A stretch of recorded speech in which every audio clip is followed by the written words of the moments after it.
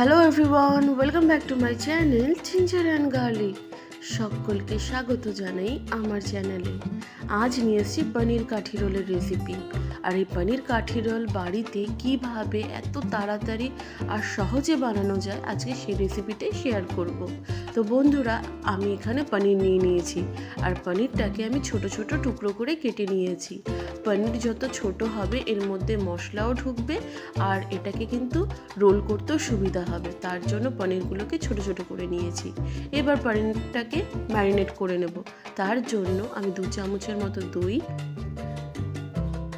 1.5 চামচের মতো আদা রসুন বাটা, 1 চা চামচ হলুদের গুঁড়ো, 1 চামচ লঙ্কার গুঁড়ো, 1 চামচ জিরের গুঁড়ো, 1 চামচ গরম মশলার গুঁড়ো, আমি দিয়ে দিলাম এখানে কিছুটা গোলমরিচের গুঁড়ো, স্বাদ মতো নুন, খানিকটা রিফাইন্ড অয়েল আর দিয়ে দিলাম কাসুরি মেথি।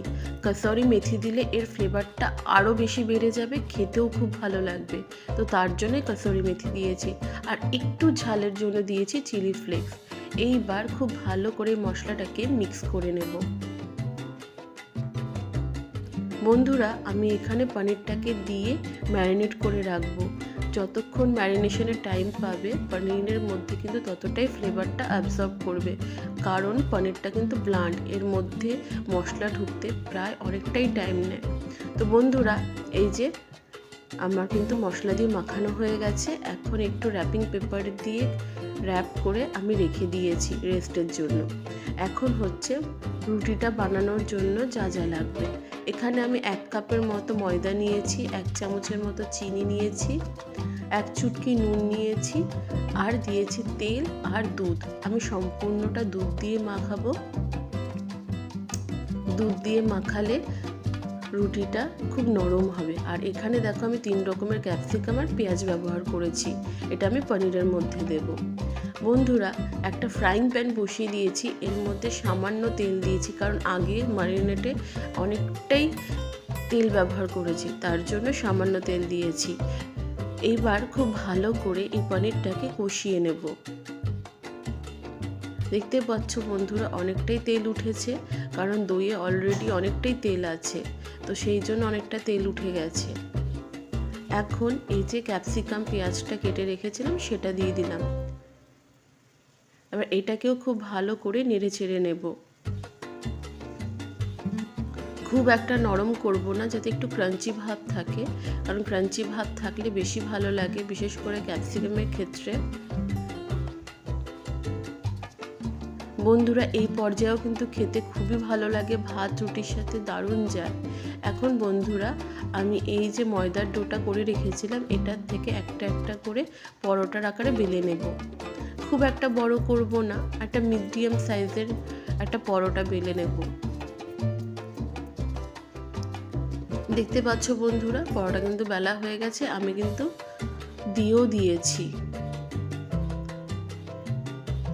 সামান্য একটু তেল দিয়ে ভেজে নেব, যাতে পরোটা খুব ভালো করে ভাজা হয় আর একটু খাস্তাও হয়। যদিও বা আমি এখানে তেল আর দুধ দিয়ে মেখেছি, তার জন্য পরোটা অলরেডি খাস্তা, তো আরটু ভালো করে ভাজার জন্য এইভাবে আমি তেল দিয়ে হালকা সেঁকে সেঁকে ভেজে নিচ্ছি। বন্ধুরা, পরোটা কিন্তু ভাজা হয়ে গেছে, এইবার হচ্ছে রোল করার পালা। এবার আমি দিয়ে দিলাম এর মধ্যে পনিরের টুকরোগুলো। একটু বেশি করেই পনির দেবেন, কারণ বাড়িতে রোল বানালে এটাই সুবিধা হয়, নিজের পছন্দ মতো স্টাফিংগুলো দেওয়া যায়। আমি এখন পেঁয়াজ দিয়ে দিলাম হ্যালাপেনোস দিয়ে দিলাম। হ্যালাপেনোস আমার খেতে খুবই ভালো লাগে, তার জন্য আমি হ্যালাপেনোসটা ব্যবহার করেছি, তোমাদের কাছে না থাকলে দিতে হবে না। দিয়ে দিলাম টমেটো সস আর দিয়ে দিলাম red chilli sauce. Green chilli সসটা দিলে বেশি ভালো হতো, কিন্তু আমার কাছে ছিল না, তো আমি রেড চিলি সসই দিয়েছি। দিয়ে দিলাম গোলমরিচের গুঁড়ো আর দিয়ে দিলাম একটু চাট মশলা।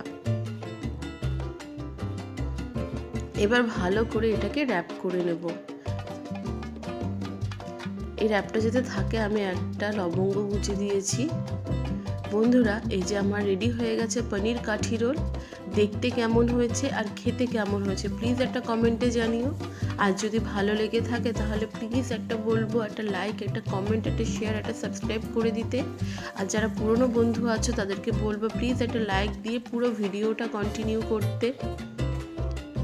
খেতে খুবই ভালো হয়েছিল আর দেখতেও কিন্তু খুব সুন্দর হয়েছে, পুরো দোকানের মতো অথেন্টিক পনির কাঠি রোল। তা আজকের জন্য এইটুকুই। ভালো থাকবেন, সুস্থ থাকবেন।